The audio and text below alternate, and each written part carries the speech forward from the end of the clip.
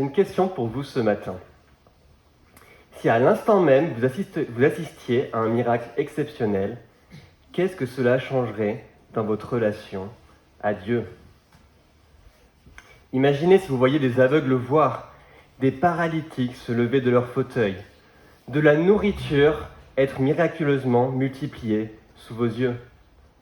Comment réagiriez-vous ? Est-ce que cela serait pour vous la preuve éclatante et définitive de la puissance de Dieu, la chose la plus époustouflante et significative dont vous pourriez témoigner ? Quelque chose sur lequel vous pourriez bâtir votre vie, l'argument suprême sur lequel vous appuyez. J'ai pu vivre quelques années dans un foyer étudiant d'une communauté religieuse de tendance charismatique sur Lyon. Et un de mes colocataires défendait souvent la thèse visant à dire que si nous concentrions nos efforts et nos prières pour demander au Seigneur de nous montrer des miracles époustouflants et réellement surnaturels, alors les gens se convertiraient en masse. C'est une thèse intéressante, non ? Mais est-ce que ça fonctionne vraiment comme cela ? Est-ce que notre accent devrait être mis principalement là-dessus ? Et je suis sûr que ça pourrait être l'objet de débats entre nous ce matin. En fait, peut-être que voir des miracles est quelque chose auquel vous aspirez profondément, un souhait et un désir profond, quelque chose sur lequel vous voudriez bâtir votre foi, une sorte d'objectif à viser. Et ce qui est intéressant est que la parole de Dieu nous raconte l'histoire de nombreuses personnes ayant été témoins de phénomènes miraculeux, des miracles parfois extraordinaires, comme ceux que j'ai pu mentionner tout à l'heure. Et Jésus lui-même a réalisé de nombreux miracles qui nous sont racontés dans les évangiles. Mais quel a été le regard de Jésus sur ces miracles ? Quelle importance Jésus a-t-il accordé à ses propres miracles ? Comment les a-t-il considérés ? On n'aura pas le temps ce matin de faire un développement exhaustif de tous les miracles de Jésus, mais on va se concentrer sur un miracle particulier du Seigneur, pour tenter d'avoir quelques pistes de réflexion à nos questions. Un miracle assez extraordinaire, puisque dans celui-ci, Jésus va multiplier des pains et des poissons pour nourrir des milliers de personnes. Et il va ensuite expliquer à la foule le sens de son miracle.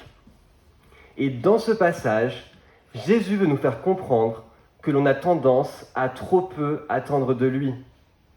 Mais attention, peut-être pas de la manière qu'on croit.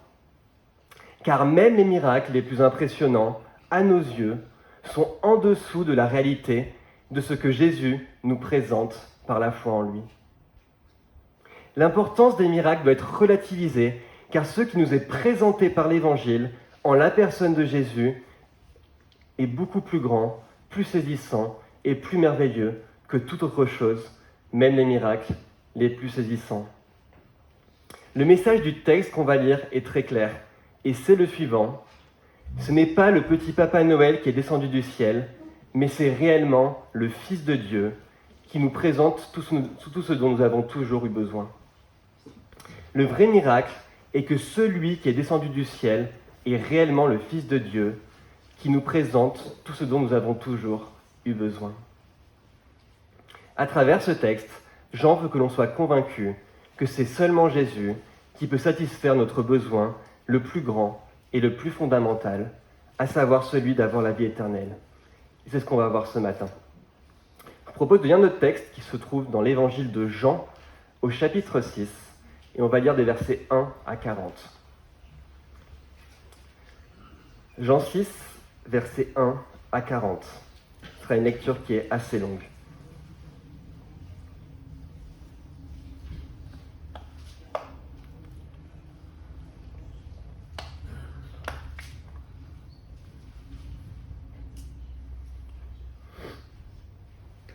Je lis à partir du verset 1. Après cela, Jésus s'en alla de l'autre côté du lac de Galilée, ou lac de Tibériade. Une grande foule le suivait, parce que les gens voyaient les signes miraculeux qu'il faisait sur les malades. Jésus monta sur la montagne, et il s'assit avec ses disciples. Or, la Pâque, la fête juive, était proche. Jésus leva les yeux et vit une grande foule venir à lui. Il dit à Philippe, « Où achèterons-nous des pains pour que ces gens aient à manger ?» Il disait cela pour le mettre à l'épreuve, car lui-même savait ce qu'il allait faire. Philippe lui répondit, « Les pains qu'on aurait pour 200 pièces d'argent ne suffiraient pas pour que chacun en reçoive un peu. » Un de ses disciples, André, le frère de Simon-Pierre, lui dit, « Il y a ici un jeune garçon qui a 5 pains d'orge et 2 poissons. Mais qu'est-ce que cela pour tant de monde ?» Jésus dit, « Faites asseoir ces gens. » Il y avait beaucoup d'herbe à cet endroit. Ils s'assirent donc au nombre d'environ 5000 hommes. Jésus prit les pains, remercia Dieu et les distribua à ceux qui étaient là. Il leur distribua de même des poissons, autant qu'ils en voulurent. Lorsqu'ils furent rassasiés, il dit à ses disciples, « Ramassez les morceaux qui restent, afin que rien ne se perde. » Ils les ramassèrent donc, et ils remplirent 12 paniers, avec les morceaux qui restaient des 5 pains d'orge, après que tous eurent mangé. À la vue du signe miraculeux que Jésus avait fait, ces gens disaient, « Cet homme est vraiment le prophète qui doit venir dans le monde. » Cependant Jésus, sachant qu'ils allaient venir l'enlever pour le faire roi, se retira de nouveau sur la montagne, tout seul. Le soir venu, ses disciples descendirent au bord du lac. Ils montèrent dans une barque pour traverser le lac et se rendre à Capernaum. Il faisait déjà nuit et Jésus ne les avait pas encore rejoints. Le vent soufflait avec violence et le lac était agité. Après avoir ramé environ 5 kilomètres, ils virent Jésus qui marchait sur l'eau et s'approchait de la barque, et ils eurent peur. Mais Jésus leur dit, « C'est moi, n'ayez pas peur. » Ils voulurent alors le prendre dans la barque, et aussitôt celle-ci aborda à l'endroit où ils allaient. Le lendemain, la foule restée de l'autre côté du lac remarqua qu'il n'y avait eu là qu'une seule barque, et que Jésus n'était pas monté dedans avec ses disciples, mais que ceux-ci étaient partis seuls. D'autres barques arrivèrent de Tibériade, près de l'endroit où ils avaient mangé le pain, après que le Seigneur eut remercié Dieu. Quand les gens s'aperçurent que ni Jésus ni ses disciples n'étaient là, ils montèrent dans ces barques et allèrent à Capernaum à la recherche de Jésus. Ils le trouvèrent de l'autre côté du lac et lui dirent, « Maître, quand es-tu venu ici ?» Jésus leur répondit, « en vérité, je vous le dis, vous me cherchez non parce que vous avez vu des signes, mais parce que vous avez mangé du pain et que vous avez été rassasiés. Travaillez non pour la nourriture périssable, mais pour celle qui subsiste pour la vie éternelle, celle que le Fils de l'homme vous donnera, car c'est lui que le Père, Dieu lui-même, a marqué de son empreinte. » Ils lui dirent, « Que devons-nous faire pour accomplir les œuvres de Dieu ?» Jésus leur répondit, « L'œuvre de Dieu, c'est que vous croyiez en celui qui l'a envoyé. » « Quel signe miraculeux fais-tu donc, lui dirent-ils, afin que nous le voyions et que nous croyions en lui ? Que fais-tu ? Nos ancêtres ont mangé la manne dans le désert, comme cela est écrit. Il leur a donné le pain du ciel à manger. » Jésus leur dit, « en vérité, je vous le dis, ce n'est pas Moïse qui vous a donné le pain du ciel, mais c'est mon Père qui vous donne le vrai pain du ciel. En effet, le pain de Dieu, c'est celui qui descend du ciel et qui donne la vie au monde. » Ils lui dirent alors, « Seigneur, donne-nous toujours ce pain-là. » Jésus leur dit, « C'est moi qui suis le pain de la vie. Celui qui vient à moi n'aura jamais faim, et celui qui croit en moi n'aura jamais soif. Mais je vous l'ai dit, vous m'avez vu, et pourtant vous ne croyez pas. Tous ceux que le Père me donne viendront à moi, et je ne mettrai pas dehors celui qui vient à moi.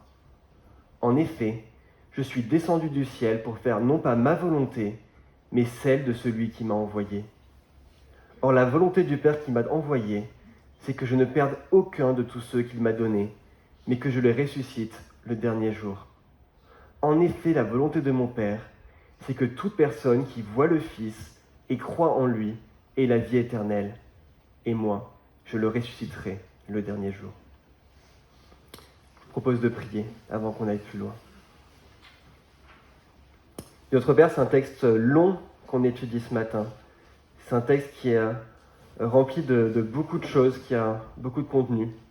On prie que tu puisses éclairer nos esprits pour qu'on puisse en tirer le maximum, en tirer l'essentiel, et en tirer surtout ce que toi tu veux nous dire à travers ce texte, à savoir que Jésus est la vie, et que ça puisse nous encourager à venir à lui et à croire en lui. Amen. je propose qu'on étudie notre premier point. Et la première chose qu'il nous faut voir est que Jésus accomplit un miracle qui attire l'attention sur le fait qu'il est vraiment puissant pour nourrir les gens et les satisfaire pleinement. Et pour mieux comprendre cela, on va essayer de rentrer dans le récit du miracle. Dans notre texte, on a Jésus qui se déplace et qui part jusqu'à la rive est du lac de Tibériade pour réaliser son miracle. Et la raison de ce déplacement est que Jésus et ses disciples prenaient un peu de distance par rapport à la Galilée, car le contexte y était assez tendu. Hérode, qui était le gouverneur de la Galilée, venait de faire exécuter le prophète Jean-Baptiste, qui était pourtant très populaire parmi les Juifs. C'est ce qu'on peut lire dans le récit de ce même miracle dans les autres évangiles, puisque ce miracle est raconté 4 fois. Et Jésus il décide donc de partir pour se mettre à l'écart quelque temps, loin de ce climat explosif. Mais ce n'était pas si simple pour Jésus de transiter incognito à travers le pays. Jésus il était connu et reconnu, et les gens étaient intrigués par les miracles qu'il opérait. Il y avait une grande foule qui le suivait, c'est ce qu'on voit au verset 2. Et les autres évangiles nous aident à comprendre le mieux contexte global dans lequel s'inscrit ce passage, puisqu'il nous est expliqué que Jésus avait fait des miracles toute la journée et qu'il avait aussi enseigné. Et du coup, on se retrouve dans ce texte le soir. Le soir vient de tomber et pourtant la foule qui avait passé la journée avec Jésus est toujours là. Et la question se pose donc naturellement. Comment cette foule va-t-elle faire pour manger ? C'est la question que Jésus va poser à Philippe au verset 5. D'où achèterons-nous des pains pour que ceux-ci aient à manger ? Et c'est là que notre récit va prendre une tournure extraordinaire. Philippe n'avait peut-être pas conscience que celui à qui lui posait cette question était Jésus. Il n'avait pas conscience de qui était vraiment cet homme. Et il va répondre de façon terre à terre, en lui disant, tout simplement qu'ils n'ont pas assez d'argent pour acheter les pains et les poissons. Mais Jésus n'est pas pris par surprise par cette réponse, puisqu'il nous est dit au verset 6 qu'il disait cela à Philippe pour le tenter, car il savait ce qu'il allait faire.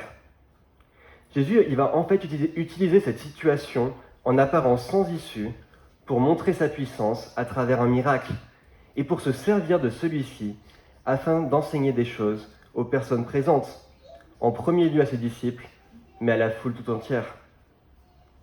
Dans notre texte, tout est fait pour établir un contraste entre l'ampleur du miracle réalisé par Jésus et le peu de ressources disponibles. Tout d'abord, la difficulté de la tâche réside dans le nombre de personnes présentes. Le texte nous dit qu'il y a 5000 hommes présents lors du miracle. Et en grec, c'est le mot andronos qui est utilisé, un mot qui désigne des adultes de sexe masculin.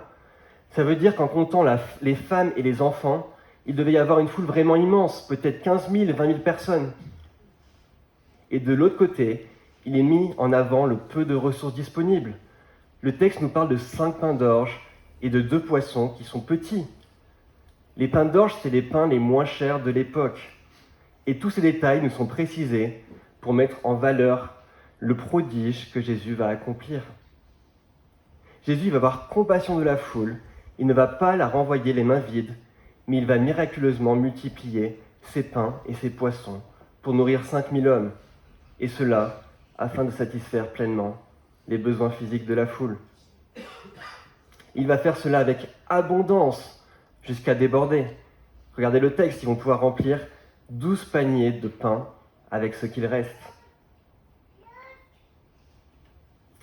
Et il faut savoir aussi que ce chiffre 12, il n'est pas choisi par hasard, puisque ce chiffre symbolise dans l'Écriture les 12 tribus d'Israël.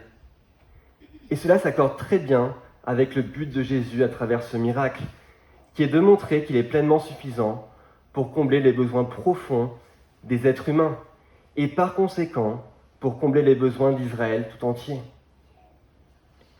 Cette multiplication des pains est donc une sorte de parabole agissant comme une image pour montrer à la foule que Jésus est tout-puissant pour satisfaire tous ses besoins, pour les rassasier complètement. Prenons un exemple pour illustrer cela. En fait, c'est un peu comme lorsque vous regardez un match de l'équipe de France durant la Coupe du Monde et que vous êtes un supporter un peu trop zélé pour votre équipe. Vous criez, vous encouragez, vous y mettez toute votre énergie et le résultat final est que vous finissez avec un bon mal de gorge. Et pour guérir, vous allez prendre un bon sirop bien sucré pour que vous puissiez aller mieux. Vous savez, le genre de sirop dont on est fan quand on est enfant. Mais ce bienfait du bon goût, tout seul, n'est rien par rapport à ce que le sirop est censé apporter comme bienfait véritable, c'est-à-dire la guérison. Le goût, il peut sembler vraiment excellent, mais ce qui est réellement merveilleux est la guérison qu'il procure. En tant qu'adultes, il nous faut voir plus en profondeur que seulement l'aspect extérieur et le goût de ce sirop pour en comprendre les bienfaits sur le corps. Et ici, c'est un peu la même chose. En finalité, ce qui est grandiose n'est pas que la foule ait pu avoir le ventre bien rempli, c'est-à-dire l'aspect extérieur. Mais ce qui est vraiment important est ce que cela signifiait de l'intérieur, c'est-à-dire que Jésus peut donner ce qui satisfait pleinement, complètement, avec abondance, comme le montrent ces 12 paniers de pain remplis. Alors oui, bien sûr, à travers ce miracle, Jean, le narrateur, montre en premier lieu que Dieu prend soin de ceux qui le suivent, qu'il a compassion d'eux. C'est le sens premier et évident du miracle. Comme le dit Jean Calvin, Christ lui-même prend soin de ceux qui oublient leur personne pour le suivre. Et c'est vrai, la parole de Dieu dit que nous ne manquerons jamais de rien, que le Christ prend pleinement soin de nous. Mais plus profondément, ce miracle du pain est une parabole pour nous montrer que Christ est pleinement suffisant pour combler tous nos besoins. Et c'est vers cette pensée que toute la suite du récit va nous diriger. Mais cherchons déjà à appliquer ce qu'on vient de voir, en se concentrant sur le sens premier et évident du miracle. Ça peut déjà nous amener à nous poser des questions très simples. Avons-nous la même réaction que Philippe devant le Seigneur ? Est-ce qu'on se voit seulement les situations du point de vue humain, en voyant principalement les problèmes, ou est-ce qu'on est confiant que le Seigneur est plus grand que nos raisonnements, qu'il peut accomplir des choses plus grandes, et qu'il peut réellement prendre soin de nous, parce qu'il a compassion ? Jésus est puissant, et ce miracle sert à nous faire comprendre qu'il est celui qui peut et qui veut nous satisfaire complètement. C'est la première chose qu'on peut appliquer de ce texte. Mais une autre question va se poser maintenant. Comment la foule va-t-elle réagir à ce miracle ? Qu'est-ce qu'elle va en comprendre ? Est-ce qu'elle va avoir la même lecture que nous des événements lorsque nous lisons ce passage ? Jésus va multiplier les pains. Ça nous parle de la providence de notre Seigneur pour combler les besoins de son peuple. C'est vrai. Mais quelle réponse va être donnée par la foule à ce miracle ? Jean, il veut en fait nous montrer que ce miracle a suscité une réaction mal motivée de la part de la foule, qui a bien compris que Jésus n'était pas comme tout le monde, qu'il était quelqu'un de spécial, mais qui se trompait sur les attentes qu'elle plaçait sur lui. Et ça, ce sera notre deuxième point.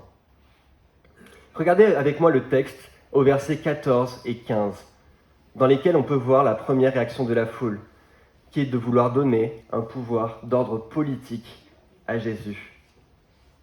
Ils veulent prendre Jésus pour le faire roi, pour en faire un chef militaire et politique. Et à travers leur réaction, la foule reconnaît par là la dimension prophétique du ministère de Jésus, le fait qu'il a été envoyé par Dieu, de son caractère spécial. Elle s'écrit au verset 14, « Cet homme est vraiment le prophète qui doit venir dans le monde. » Mais en fait, d'où vient cette phrase ? Qui était ce prophète qui devait venir dans le monde dont parle la foule ? En fait, il nous faut voir que cette phrase fait référence à un texte de l'Ancien Testament qu'on trouve en Deutéronome 18, verset 15, dans lequel Moïse annonce au peuple, je cite, « que l'Éternel, ton Dieu, fera surgir pour toi et du milieu de toi, parmi tes frères, un prophète comme moi, c'est-à-dire comme Moïse. C'est lui que vous devrez écouter. » Moïse annonce qu'un prophète à sa ressemblance allait venir dans le monde et qu'il faudra l'écouter. Et le peuple a vu en Jésus ce prophète. Mais en même temps, comment un juif qui connaissait bien l'Ancien Testament, et notamment le livre de l'Exode, pouvait-il assister à cette scène sans voir cela. Dans nos textes, l'action se situe autour de la fête de Pâques. Jésus va se retirer hors de la ville, dans un endroit assez désertique. Il va contourner la mer pour s'établir en haut d'une montagne, avec une grande multitude, pour ensuite nourrir la foule avec du pain multiplié miraculeusement. Et si vous êtes familier avec le récit de l'Exode, vous serez d'accord avec moi pour dire que c'est assez saisissant de voir à quel point cela ressemble à ce qui s'est passé pour le peuple d'Israël lors de la sortie d'Égypte. Durant cet épisode de l'histoire d'Israël, Moïse a mené une grande multitude hors du pays d'Égypte, où les Hébreux étaient maintenus prisonniers. Il a mené ce peuple au désert, il y a reçu les instructions du Seigneur sur une montagne. Et durant ce temps dans le désert, c'est Dieu lui-même qui nourrissait son peuple miraculeusement, avec une nourriture appelée la manne, ou encore qualifiée de pain des cieux dans l'Ancien Testament. Les liens entre la personne de Jésus et l'histoire d'Israël, mis en évidence par les similarités entre la personne de Moïse et celle de Jésus, est évidente, avant même que Jésus lui-même fasse le lien avec Moïse au verset 37, en parlant de la manne. Jésus allait bien être ce nouveau Moïse qui allait accomplir la libération de son peuple, et cela de manière définitive. Mais attention, il n'allait pas être un nouveau Moïse selon les attentes du peuple, selon leur compréhension erronée. Le peuple attendait un libérateur militaire qui allait les délivrer du joug pesant des Romains, qui allait libérer leur terre. Mais en fait, le ministère qu'allait accomplir Jésus est un ministère de libération spirituelle, une libération de la domination du péché. Et la vraie royauté du Christ devait s'établir par la souffrance et la mort, et non par la force.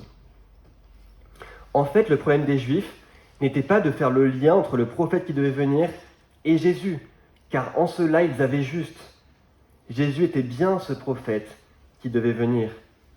Mais leur erreur était bien plutôt de penser que le ministère de libération qu'allait accomplir Jésus allait être un ministère strictement similaire à celui de Moïse. Vous savez, c'est comme lorsqu'on va faire un footing pour garder la forme. On ne peut pas avoir les bénéfices du footing sans avoir la souffrance de l'effort. Les deux marchent ensemble. C'est un tout en un. On ne peut pas choisir seulement une partie du package, en voulant seulement être en bonne forme physique, mais sans faire d'effort, en voulant seulement le côté plaisant de la chose. Il en était de même pour les Juifs du temps de Jésus. Il y avait une partie du ministère de Jésus qu'ils avaient accepté de recevoir, mais ils en avaient refusé une autre. Ils avaient reçu et accepté le fait qu'il devait être un Messie glorieux, à savoir qu'il allait être le roi. Mais ils ne voulaient pas du reste, à savoir un règne qui devait s'accomplir par la souffrance, l'humilité et la mort sur cette terre. Il leur était sûrement plus facile et plus plaisant de vouloir s'attacher à un Messie militaire et tout-puissant, expulsant l'ennemi romain de manière définitive, que de s'attacher à un Messie leur demandant de porter leur croix et de se repentir de leurs fautes. Mais c'était un tout en un. Jésus allait bien être le roi d'Israël, mais ce règne allait s'établir par la souffrance. Oui, les Juifs étaient attentifs à la parole de Dieu donnée dans l'Ancien Testament, et ils avaient bien compris quelque chose de Jésus, qui était cet homme qui allait parfaitement remplir l'office du grand prophète Moïse.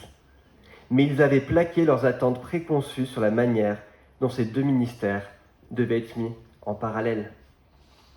Ils avaient plaqué leur volonté de voir un Messie militaire et un roi terrestre plutôt qu'un agneau doux et docile, tel que présenté en Ésaïe 53.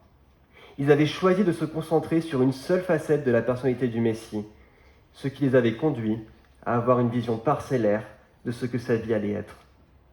Ou comme le dit encore Jean Calvin, ils avaient de la parole de Dieu que celui qui devait être rédempteur serait roi, mais ils forgeaient de leur tête un règne terrien et lui défaire un règne contraire à la parole de Dieu.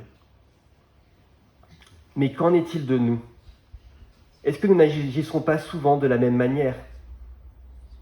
Est-ce que nous n'en venons pas, nous aussi, souvent, à comprendre la parole de Dieu et le caractère du Messie de manière trop isolée, en faisant fi du reste de la révélation ?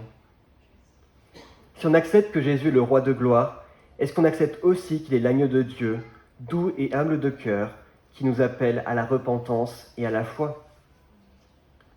Ne sommes-nous pas trop rapides à tirer des conclusions d'éléments que nous percevons dans la parole, sans prendre en compte la globalité de la révélation de Dieu? Si nous mettons un accent unilatéral sur l'amour de Dieu, en lisant seulement certains passages comme Jean 3,16, sans l'harmoniser avec par exemple la colère divine qui s'exprime toujours contre le péché, alors nous sommes coupables de comprendre Dieu de manière parcellaire. Si nous mettons un accent unilatéral sur le péché, en lisant seulement Romains 1, sans l'harmoniser avec la grâce et le pardon que nous avons véritablement en tant qu'enfants de Dieu, alors nous sommes aussi coupables de comprendre Dieu de manière parcellaire. Comme le dit encore Calvin, apprenons en quel danger il y a de forger quelque chose de notre propre sens en les choses de Dieu. Toutes les fois que nous mêlons nos opinions avec la parole de Dieu, la foi se dégrade et est convertie en conjoncture frivole. Prions que le Seigneur puisse nous garder d'imposer notre vision préconçue sur qui il est, une vision qui est d'ailleurs souvent influencée par le contexte culturel et social dans lequel nous vivons. Mais Jésus il va faire un autre reproche à la foule un peu plus loin dans le texte, toujours dans le but de nous faire comprendre que les Juifs n'ont pas compris la dimension profonde de ce que son ministère voulait signifier, ce qu'il représentait vraiment. Et ce sera notre troisième point. On va voir que Jean écrit son récit de manière à mettre en lumière non pas le ou les miracles, mais l'explication de ces derniers. Car le but des miracles doit être de mieux comprendre la personne de Jésus. Regardez avec moi au verset 26. On est le lendemain du miracle et Jésus va commencer un long discours en commençant par dénoncer les attentes très matérialistes de la foule, puisqu'il leur dit que leur désir de suivre Jésus est seulement motivé par ce qu'ils ont reçu de lui, c'est-à-dire parce qu'ils ont mangé des pains et ont été rassasiés. Rien de plus, rien de moins. Ce qui les a attirés, c'est qu'ils ont pu manger à leur faim. Et à travers cela, Jean veut à nouveau nous montrer que la foule place des mauvais désirs sur Jésus. Dans les versets précédents, c'était d'attendre de lui un triomphe politique et militaire. Ici, c'est d'attendre de lui qu'il remplisse simplement leur ventre. Mais ces attentes, elles sont complètement désordonnées. Dans le texte, ce n'est pas le miracle qui est mis au centre, bien qu'il soit saisissant, mais bien plutôt ce qui est au cœur du récit, c'est le discours de Jésus qui va expliquer la véritable signification du miracle. Et pourquoi cela? C'est ce que j'ai pu dire en introduction. Parce que même les miracles les plus impressionnants à nos yeux sont en dessous de la réalité de ce que Jésus nous présente par la foi en lui. La multiplication des pains dépassait les attentes des gens, à commencer par les attentes de Philippe. Et pourtant, ce miracle même était une parabole de quelque chose de vraiment plus grand, c'est-à-dire de la nourriture spirituelle qui satisfait vraiment que Jésus est pour nous. Un autre élément qui peut appuyer cela est la petite portion de texte qui relate le miracle de Jésus marchant sur l'eau au cœur d'une tempête, des versets 16 au 21. Regardez où se trouve ce petit récit. C'est intercalé entre le miracle de la multiplication des pains et l'explication de celui-ci, comme une forme de parenthèse, comme quelque chose de presque anecdotique qui pourrait passer inaperçu. Pourquoi c'est anecdotique? Parce que Jésus leur dit, au verset 30 à 33, que le vrai miracle de tous les temps, le vrai miracle qui compte vraiment, est qu'il est descendu du ciel pour donner la vie au monde. C'est ça le cœur du récit. C'est ça qui est mis en avant. Ce ne sont pas les deux miracles en eux-mêmes, mais la réalité profonde vers lesquelles ceux-ci pointaient. Mais cette signification profonde n'était pas comprise par les auditeurs. En fait, c'est un peu comme lorsqu'on a l'occasion de parler avec un ou une amie qui traverse des difficultés, qui est triste et désemparé. Il peut nous arriver de penser très bien faire en lui déballant tout notre discours théologique, sans s'expliquer le pourquoi du comment du malheur traversé, ou tout simplement en donnant notre avis et en commentant abondamment sur la situation. Un peu comme pouvaient le faire les amis de Job, si vous vous souvenez de la série de prédications de l'année dernière. mais il arrive souvent qu'on se permet tout cela alors même qu'on n'a pas saisi toutes les données du problème. On pense avoir compris la situation, mais en fait, on n'a rien compris du tout, puisqu'on n'est pas entré plus en profondeur pour comprendre ce qu'il y avait derrière la situation apparente. On est resté en surface, et cela nous coûte d'être complètement hors sujet. De manière analogue, c'est là ce qui se passe dans notre texte. La foule n'a pas compris la signification profonde de ce miracle, et cela lui vaut d'être complètement hors sujet, d'avoir des motivations complètement absurdes et déplacées, comme de suivre Jésus pour seulement remplir leur estomac, alors que ce que donne Jésus est réellement plus grand. Comprenez bien, le miracle n'a jamais eu d'autre but que de pointer vers qui est Jésus. Et la question de l'introduction se pose donc à nous. À quoi aspirons-nous en finalité ? Est-ce qu'on aspire au miracle comme une fin en soi ? Est-ce qu'on cherche le Jésus des miracles plutôt qu'une compréhension profonde de qui est Jésus ? Est-ce qu'on a compris que Jésus nous apporte tellement plus en l'Évangile que n'importe quel miracle pouvant combler nos désirs charnels ? Frères et sœurs, on a besoin d'être encouragés encore aujourd'hui à mieux comprendre l'Évangile de Jésus-Christ tel qu'il nous l'a lui-même enseigné. Et cela va nous amener à cette dernière partie, à regarder les versets 28 à 40, où Jésus va lui-même révéler le sens profond du miracle. On va regarder des versets 28 à 40. Et dans ces versets, Jésus va leur montrer qu'il est venu leur donner la vie éternelle, décrite en termes de nourriture qui satisfait, de future résurrection et de sécurité éternelle, conformément à la volonté du Père. C'est notre quatrième et dernier point. Après leur avoir montré à la foule donc, qu'ils n'avaient pas comblé leurs désirs militaires, ni qui étaient seulement là pour remplir leur ventre, il va leur montrer la réelle portée de son acte. Regardons son discours. Jésus dit à la foule au verset 29 qu'il lui faut croire en lui, mais elle demande au verset 30 les raisons qu'elle aurait de faire cela. C'est un peu absurde, non ? Les gens, ils ont vu un miracle qui est saisissant, avec la multiplication de 5 pains et 2 poissons pour des milliers de personnes. Et ils lui demandent, quel signe miraculeux vas-tu faire pour qu'on puisse croire en toi ? Le miracle ne leur a-t-il servi de rien ? En fait, Jésus va leur donner la réponse centrale au verset 33. Il ne va pas réaliser un nouveau miracle sous leurs yeux, mais il va leur montrer que le miracle le plus merveilleux qui devrait les amener à croire, c'est que le véritable pain du ciel est descendu sur terre pour donner la vie au monde. Voilà la véritable raison pour laquelle les gens devraient croire en lui. Verset 33, en effet, le pain de Dieu, c'est celui qui descend du ciel et qui donne la vie au monde.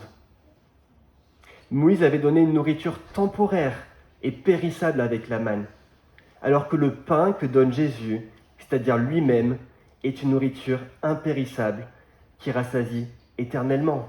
C'est le verset 35. C'est infiniment plus grand que tous les miracles jamais réalisés. Et si on mange de ce pain, c'est-à-dire que si on vient à Jésus, verset 37, si on croit en lui, alors on a l'assurance de notre future résurrection. C'est le verset 40. Et ça, c'est le miracle le plus merveilleux qui soit, sur lequel on peut pleinement fonder toute notre vie. On n'a pas à attendre un nouveau miracle sur lequel nous appuyer, puisque le miracle ultime, celui de la venue de Dieu parmi les hommes, a déjà eu lieu. Le pain du ciel devait descendre pour donner la vie au monde.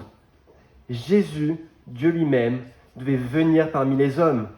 Et c'est cela qu'on célèbre à Noël. C'est l'incarnation, la venue de Jésus parmi nous. Et ce chemin terrestre n'allait pas le conduire à un triomphe militaire, à un triomphe politique, comme l'espéraient des Juifs, mais à sa mort, à la croix. Tout comme la manne de l'Ancien Testament préfigurait Jésus, qui est le vrai pain de vie qui nourrit complètement et véritablement son peuple, aussi l'agneau de la Pâque, qui était mis à mort chaque année en souvenir de la délivrance opérée par Dieu en Égypte, préfigurait aussi Jésus, qui est l'agneau sans tache et sans défaut, qui allait délivrer définitivement son peuple de ses péchés, en livrant son corps à la croix. Il allait être frappé, son sang allait couler pour que ceux qui communient à sa personne par la foi puissent avoir la vie éternelle. Et c'est là tout le sens de ce texte, que le véritable miracle est que le Fils de Dieu, le véritable pain du ciel, est descendu jusqu'à nous pour nous offrir tout ce dont nous avons toujours eu besoin. Et c'est aussi le message qu'on célèbre à Noël, que Dieu lui-même est venu sur terre pour régler définitivement le problème du péché qui ronge l'humanité depuis des milliers d'années. Comme je l'ai dit au début, ce n'est pas le Père Noël qui est descendu du ciel, mais c'est réellement le Fils de Dieu qui nous présente tout ce dont nous avons toujours eu besoin. Jésus, le Fils de Dieu, est descendu du ciel pour nous délivrer de notre problème le plus fondamental, à savoir la tyrannie du péché et de la mort. Et si nous avons placé notre foi en lui, il nous en a délivrés une fois pour toutes. Ce que nous présente le Christ est une assurance encore plus belle et plus grande que ce qu'on peut voir dans le texte. C'est l'assurance de la vie éternelle, du pardon de nos péchés et du fait qu'il prendra toujours soin de nous, tous les jours, de nos besoins tant physiques que psychiques et spirituels. On peut connaître la disette et la difficulté, mais le bon berger, le pain de vie, a tout accompli pour nous en ce qui est vraiment important, c'est-à-dire notre relation avec Dieu. Et il nous mènera à bon port si nous sommes en lui, car aucune de ses brebis n'échappera de la main de son Père. Alors, frères et sœurs, nous pouvons avancer en paix, sans chercher à fixer nos yeux sur des miracles, des bénédictions matérielles, des révélations spirituelles ou toute autre chose. Mais nous pouvons avancer en fixant nos yeux sur la personne du Christ. Il est tout ce dont nous avons toujours eu besoin, et il est pleinement suffisant pour nous nourrir complètement. Amen. Prions. Notre Père, dans ce texte, tu nous rappelles que le véritable miracle sur lequel est fondée notre foi, c'est ta venue sur terre. C'est que Dieu lui-même est venu prendre notre place, est venu porter les péchés des croyants à la croix. On est infiniment reconnaissant pour ce que signifie Noël, ta venue sur terre pour nous permettre ce pardon. Veuille Seigneur nous aider à fixer nos yeux sur toi, à avoir l'assurance de notre future résurrection, parce qu'on est attaché à toi, parce qu'on est en Christ. Je prie qu'on puisse toujours plus s'ancrer en toi et que cette période de Noël puisse nous aider à méditer ces choses. Dans le nom de Jésus-Christ. Amen.